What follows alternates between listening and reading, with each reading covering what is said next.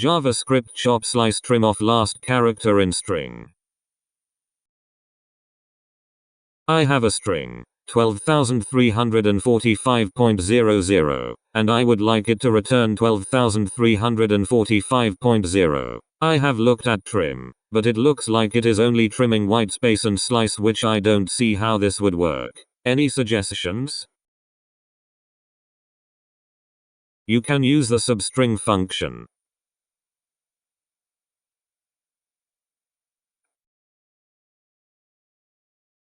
This is the accepted answer, but the slice syntax is much clearer.